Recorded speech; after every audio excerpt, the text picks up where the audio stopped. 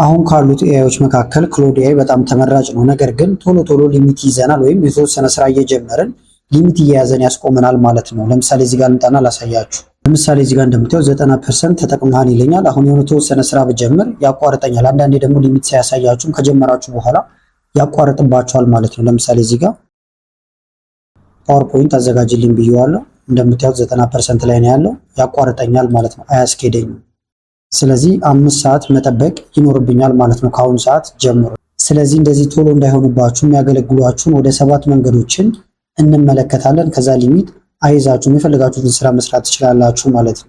ከመጀመራችን በፊት ግን ለቻናሉ አዲስ ናችሁ ሰብስክራይብ፣ እንደዚሁም ይሄን ቪዲዮ ላይክ በማድረግ ብትጀምሩ ቻናሉ ትደግፋላችሁ። አዳዲስ ቪዲዮም ስለቅ ቶሎ ይደርሳችኋል። አሁን በቀጥታ ወደ ዛሬው እንሄዳለን።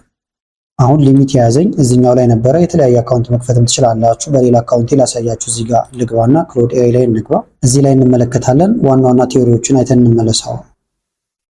መጀመሪያ ሊሚት ለምን እንደሚይዘን እና እንዴት እንደሚሰራ ማወቅ ይጠበቅብናል ማለት ነው። ሊሚት የሚይዘን እዚህ ጋር እንደምታዩት ለምሳሌ ቀለል ባለ ሁኔታ ብንረዳው ሜሴጅ አሁን ብትጻጻፉ በቴሌግራም በተለያየ ነገር ሊሆን ይችላል ከጓደኞቻችሁ ጋር ብትጻጻፉ የመጨረሻውን መልስ ለመመለስ አሁን እላይ ድረስ ሄደው የመጀመሪያውን የሚያነቡ ከሆነ በጣም ብዙ ጊዜ ይፈጃል ማለት ነው። በክሎድ ደግሞ ስታዩት ወይም በዚህ ኤአይ ደግሞ ስታዩት ሁሉንም ከላይ ባነበበ ቁጥር እንደ አዲስ ነው ቶክን እየበላባችሁ የሚሄደው ማለት ነው። ቶክን ደግሞ በእያንዳንዷ ሜሴጅ ነው በምትጽፉትና በምታገኙት መልስ ይቆጠራል። ያ ተቆጥሮ ይዘጋባችኋል ማለት ነው። እዚህ ጋር እንደምታዩት አሁን ከላይ የተጻጻፋችሁትን እንዳለ እያነበበ ስለሚመጣ ልክ ቶክኑ ሲሞላ ያቆመዋል ማለት ነው። እዚህ ጋር ለምሳሌ ይሁት ሄሎ ሐዋሪው ይላል። ሄሎ የሚለው ይቆጠራል ኮማ፣ ከዛ ደግሞ እዚህ ጋር ሐዋሪው አለ፣ ጥያቄ ምልክት አለ። እነዚህ እንዳለ ተቆጥረው 3/4ኛ አካባቢ ደግሞ ወደ 0.75 አካባቢ ቶክን ይፈጃል ይሄን ለመጻፍ ብቻ ማለት ነው። ስለዚህ የተሰጣችሁ ለምሳሌ 200,000 ከሆነ አጠቃቀሙን ባላወቃችሁት ቁጥር እየባከነባችሁ ይሄዳል ማለት ነው። ስለዚህ የመጀመሪያው ሜሴጅ ቢኖር ሁለተኛው ሜሴጅ፣ ሶስተኛው ሜሴጅ አሁን ወይም ደግሞ እናንተ አራተኛ እዚህ ጋር ብትጽፉ ያንን ለመመለስ ከላይ ማንበብ ይጠበቅበታል። ያ እንዳይሆን እናደርጋለን ማለት ነው። ተመልከቱት አሁንም እንዴት ሊሚት እንደሚይዘን። ይሄን በማድረጋችን እያንዳንዷን እየተመለሰ ለማንበብ ብዙ ቶክኖች ወይም ተጨማሪ ቶክኖችን ይፈልጋል። እዚህ ጋር በእንትን ማየት ትችላላችሁ በግራፍ ለምሳሌ መጀመሪያ የተጻጻፋችሁት ሜሴጅ ነበረ። ሌላ ቦታ ሳትሄዱ እዛው እየቀጠላችሁት በሄዳችሁ ቁጥር ግን እዚህ ጋር ለምሳሌ 20ኛውን የሚመልስላችሁ ከዚህ ጀምሮ ያሉትን እንዳለ አንብቦ ነው ማለት ነው። ስለዚህ በቀላሉ ብዙ ሳሰሩ ወዲያው ሊሚት ይይዛችኋል። ስለዚህ አሁን በፍሪ ለሚጠቀም ሰው በነፃ ለሚጠቀም ሰው እዚህ ጋር እንደምትመለከቱት ወደ 200,000 አካባቢ ቶክኖች ይሰጣሉ። እንደዚሁም ደግሞ 40 ሜሴጅ ይፈቀድላችኋል በ5 ሰዓታት ውስጥ ማለት ነው። ስለዚህ 40 ሜሴጅ መጻፍ ትችላላችሁ። አሁን መጻፍ ከጀመርኩ ለምሳሌ 40 ሜሴጅ መጻፍ ይቻላል። ይሄ ማለት ግን ለምሳሌ ከ1 ሰዓት ጀምረው እስከ 6 ሰዓት የፈለኩትን ጽፋለሁ ማለት አይደለም ማለት ነው። የራሱ የሆነ አቆጣጠር አለው። እዚህ ጋር እንደምታዩት ቀኑን ሳይሆን የሚቆጥረው ፈርስት ሜሴጃችሁን ከጻፋችሁበት ጀምሮ ያለውን ነው የሚቆጥርላችሁ። ከዛ ያንን ሊሚቱን ካለፋችሁ 5 ሰዓት እንደ አዲስ ያስጠብቃችሁ።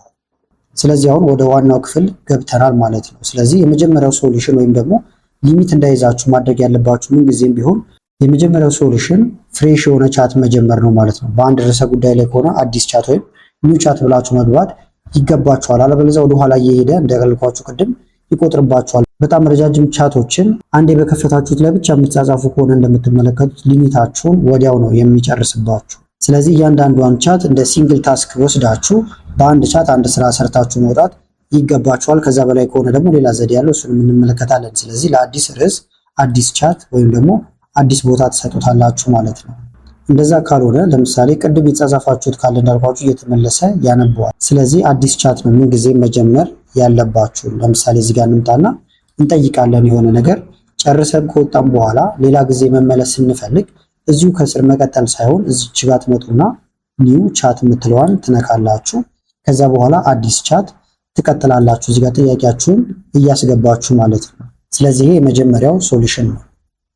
ሁለተኛው ደግሞ ኤዲት ማድረግ ነው እንጂ እዛው እየተከራከራችሁ እንዲያደርገው በዚህ ያሻሽለው እያላችሁ በጻፋችሁ ቁጥር ወደ ኋላ እየተመለሰውን እያነበበ ስለሚሄድ ወዲያው ሊሚት ይዛችኋል። ወይም ቶክናችሁን እዚህ ጋር እንደምትመለከቱት 3-4 እጥፍ ሁሉ ይጨርስባችኋል ማለት ነው። ስለዚህ ልክ አይደለም። እንደዚህ አድርገው እንደዚህ ጨምርበት ከምትሉ ሌላ ማስገቢያ መንገድ አለው። አሁን አሳያችኋለሁ። ስለዚህ ምን ማድረግ ትችላላችሁ? ኤዲት ማድረግ ያለው እዛው ሜሴጅ የምጽፉበት ቦታ ጋር እዛ ጋር ገብታችሁ የምትፈልጉትን ነገር ማዘዝ ወይም በድጋሚ እንዲያስተካክል ማድረግ ትችላላችሁ ማለት ነው። ስለዚህ ያንን ለማስተካከል ወደ ኋላ ሄዶ በስተት ብላችሁ ያሰባችሁትን ወይም የጻፈውን እንዳለ ማንበብ አይጠበቅበትም። እዛው ኤዲት እያደረገላችሁ ይሄዳል ማለት ነው። ስለዚህ በየተራ ለምሳሌ ቅሬታችሁን ማቅረብ ሊሆን ይችላል። መልሱ ልክ ካልሆነ እንደዚህ ይሁን እያላችሁ በሰጣችሁ ቁጥር ቶክኑ እያለቀባችሁ ይሄዳል። ስለዚህ በአንዴ ማስተካከል ይቻላል ኤዲት በማድረግ ብቻ ማለት ነው። ለምሳሌ ላሳያችሁ፣ ቀለል ያለ በተደጋጋሚ የምጠቀመውን አንድ ምሳሌ ላሳያችሁ። ኳቲስ ኮምፒውተር ብዬ ጠየቅኩኝ። ዝርዝር ነገር መስጠትም ትችላላችሁ እዚህ ጋር። ከዛ በኋላ ልላክለት። ከዛ በኋላ ይሄን አነባለሁ። ካነበብኩ በኋላ ግን ይሄ ከረዘመብኝ እዚህ ጋር አሳጠረው አስረዝመው ማለት ይቻላል። ነገር ግን ሊሚት ስላለው ቶሎ እንዳይዘን አሁን ያልኳችሁን ዘዴ ትጠቀማላችሁ። ምንድነው የምታደርጉት? ከላይ እዚሁ ጋር ትመጣላችሁ የጻፋችሁበት ቦታ ጋር። ከዛ በኋላ ኤዲት ምልክት አለች ወይም ኤዲት ትላለች። እቺን ትነካላችሁ። ከዛ እዚህ ጋር ማሻሻል ይቻላል። ኳቲስ ኮምፒውተር ብለን ነበር የጠየቅነው። መልሱን ለምሳሌ በአማርኛ ከሆነ ፈልጌ የነበረው ኢን አምሃሪክ ልለው እችላለሁ፣ እዚሁ ጋር እንዳለው ማለት ነው። የትም ሳልሄድ ከዛ ኢንተር እላለሁ። ይሁት አሁን ከላይ ምንም አዲስ መልስ የለም። እዚሁ ነው ኤዲት የሚደረገው፣ የሚደራረብ ነገር የለም ማለት ነው። ይሄውና ኢን አምሃሪክ ኮምፒውተር እንደዚህ ነው ካሌም በኋላ በዚህ አምጥቶታል። ነገር ግን ሙሉ ማብራሪያውን በአማርኛ የምፈልገው ከሆነ ደግሞ እዚህ ጋር ልምጣና ኤዲት አድርገዋለሁ። ኤክስፕሌን ዲቴል ኢን አምሃሪክ ብየዋለሁ፣ ወይም አምሃሪክ ኦንሊ ልበለው እንግሊዝኛ ካልፈለኩኝ ኢንተር እላለሁ። ተመልከቱት ኮምፒውተር ምንድነው እንደዚህ እያለ ቀጠለልኝ ማለት ነው። ስለዚህ በአማርኛ አገኘው። እዚህ ጋር ከስር ሌላ ነገር ሳልጽፍ ኤዲት ብቻ በማድረግ የምፈልገው መልስ ማግኘት ቻልኩኝ። ቶክኔንም ቆጠብኩኝ ማለት ነው። እንደምታዩት ዲቴል ብዬ ስለጠየቅኩት እያንዳንዷን ነገር ነው እየዘረዘረ ያለው ማለት ነው። ወረድ እያደረኩኝ ባሳያችሁ። እንደ ቲፕ ግን እዚህ ጋር 3 ይላል እንደምታዩት ኤዲት ስላደረግ ነው። መለስ እያላችሁ የመጀመሪያዎቹን እንደዚህ መመልከትም ትችላላችሁ ማለት ነው ለማየት። ስለዚህ ከስር ሁልጊዜ አዳዲስ ከምጽፉ ኤዲት ማድረግ በጣም የተሻለ አማራጭ ነው። ሶስተኛው ደግሞ ጥያቄዎቻችሁን ባች አድርጋችሁ መጠየቅ ወይም ሰብሰብ አድርጋችሁ መጠየቅ ነው እንጂ በየተራ አንዳንድ በጠየቃችሁት ቁጥር እንዳልኳችሁ አሁን ወደኋላ እየተመለሰውንም ማንበብ ስለሚጠበቅበት ቶክናችሁን ይጨርስባችኋል ማለት ነው። ስለዚህ ልክ ቻት እንደምታደርጉት አይነት ነገር መሆን የለበትም። 3-4 ጥያቄዎችን ኮምባይን አድርጋችሁ በተለይ አብሮ የሚሄዱትን መጠየቅ ትችላላችሁ። ለምሳሌ ማይክሮሶፍት ኤክሴል እንዴት እማራለሁ ወይም መማር እችላለሁ ብላችሁ መጠየቅ ከፈለጋችሁ ከዛ ደግሞ ከመለሰላችሁ በኋላ መማር የምፈልገው በአማርኛ ነው፣ ቀጥላችሁ ደግሞ በዛ ዘርፍ ምን አይነት ስራ አገኛለሁ ብላችሁ ከምትጠይቁት አንድ ላይ ሰብሰብ አድርጋችሁ መጠየቅ ይቻላል ማለት ነው።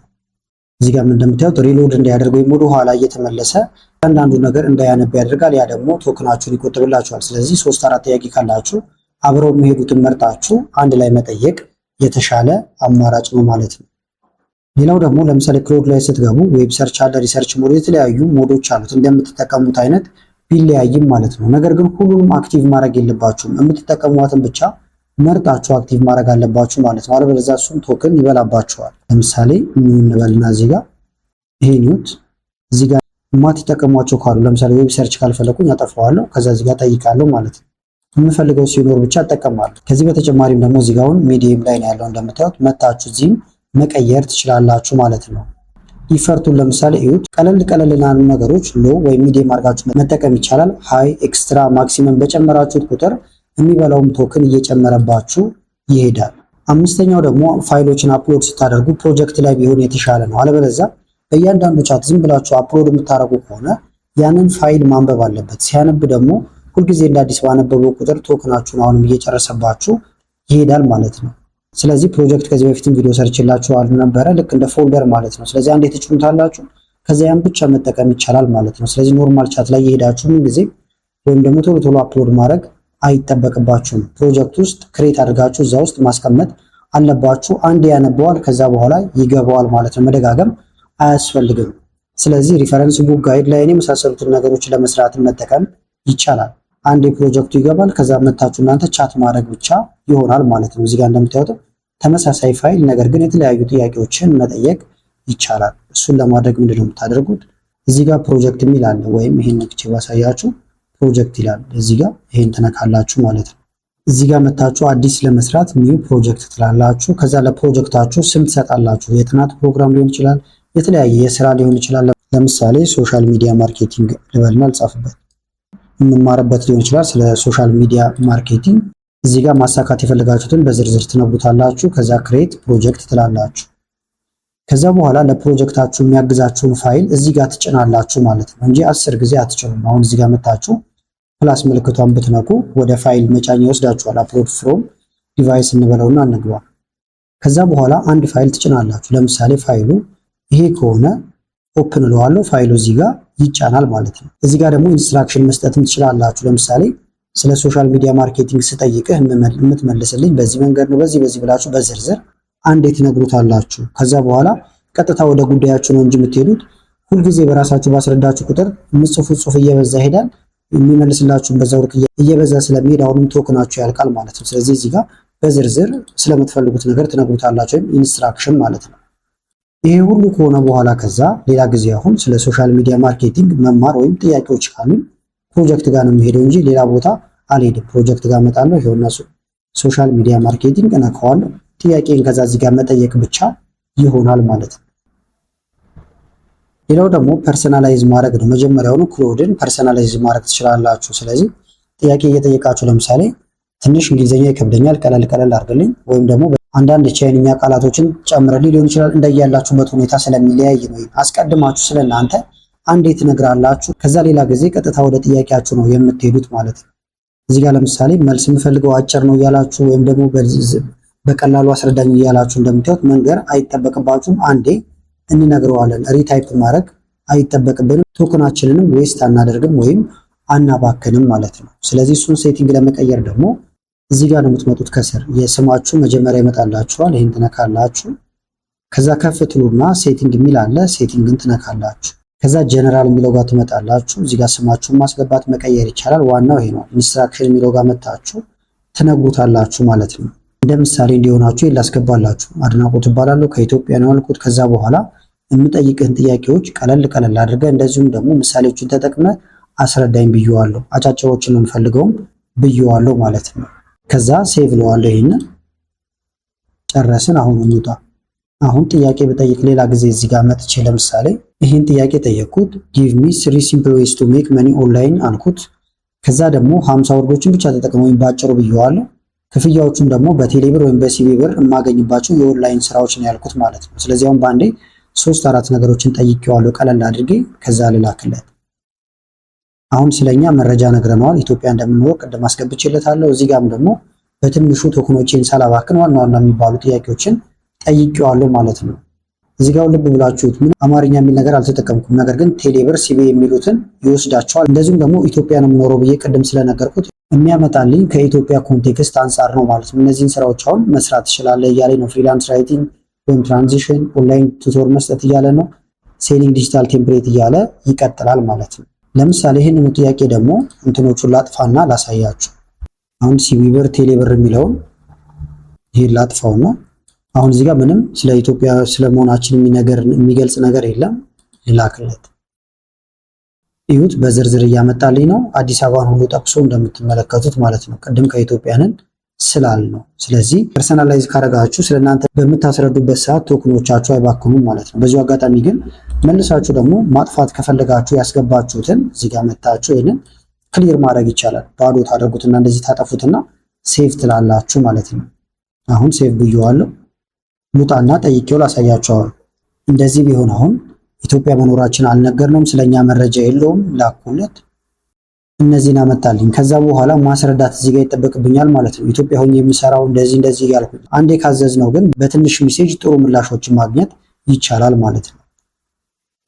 ሰባተኛው ደግሞ ቀላል ነው፣ ነገር ግን ማሰብ ያለብን ነገር ነው። ፕላን ቢፎር ዩ ታይፕ ነው። ከመጻፋችሁ በፊት አስባችሁ። ምክንያቱም በቶክን ስለሆነ እየተጫወትን ያለ ነው።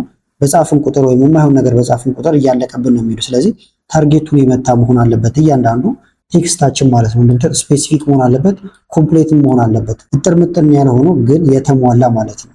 እንደዚሁም ደግሞ ከኛ ክላሪፊኬሽን የሚጠይቅ መሆን የለበትም። ለምሳሌ እሱ በጠየቀን ቁጥር እንደዚህ ነው ይሄን ላድርገው እያለ ብዙ በተጻጻፈን ቁጥር ቶክናችን እያለቀብን ስለሆነ ግልጽ አድርገን መግለጽ ይኖርብናል ማለት ነው። ስለዚህ ምን እንደምንፈልግ ማወቅ አለብን። አብሮ የሚሄዱ ጥያቄዎችን ማወቅ ይጠበቅብናል ማለት ነው። እንደዚሁም ደግሞ ኮንቴክስት ልንሰጠው ይገባል ማለት ነው። ስለዚህ ጠቅለል ስናደርጋቸው አዳዲስ ጥያቄዎችን በአዲስ ቻት እንዲሻሻልልን የምንፈልገው ነገር ካለ ደግሞ እንደ አዲስ ከስር ጻፍልን እንዲያደርግልን ከማለቱ ይልቅ ኤዲት እንዲያደርግልን ማዘዝ የተሻለ ነው። አብሮ የሚሄዱ ጥያቄዎችን ባች አድርገን ወይም ሰብስበን አንድ ላይ መጠየቅ፣ አታችመንቶችን እና አላስፈላጊ ቱሎችን ደግሞ ከስር ማጥፋት ይኖርብናል ማለት ነው። እንደዚሁም ትልልቅ ፋይሎች ወይም የሚጫኑ ፋይሎችን በተደጋጋሚ ከመጫን አንድ ጊዜ ፕሮጀክት ክሬት አድርገን ፕሮጀክት ውስጥ መጫንም የተሻለ እንደሆነ ተመልክተናል። ሴቲንግ ጋር ሄዳችሁን ፐርሰናላይዝ ማድረግ እንዳለባችሁ አይተናል ማለት ነው። እንደዚሁም ደግሞ ከመጻፋችን በፊት ማሰብ እንዳለብንም ተመልክተናል። ስለዚህ ይህን ካደረጋችሁ ክሎድን ያለ ሊሚት በደንብ መጠቀም ትችላላችሁ፣ ወይም ደግሞ ሊሚት ሳይዛችሁ ረዘም ላለ ጊዜ መጠቀም ይቻላል ማለት ነው። በአጠቃላይ ግን ለዛሬ ያስኩላችሁ ቪዲዮ ይህን ይመስል ነበረ። ቪዲዮ ከተመቻችሁ ላይክ ማድረግ፣ እንደዚሁም ኮሜንት ላይ የተለያዩ አስተያየቶችን በመጻፍ አሳውቁን። ከላይ ኢንዲስክሪፕሽን ላይ ያሉትን ቪዲዮዎች እንድታዩ ጋበዝኳችሁ። አመሰግናለሁ በጣም ቻው።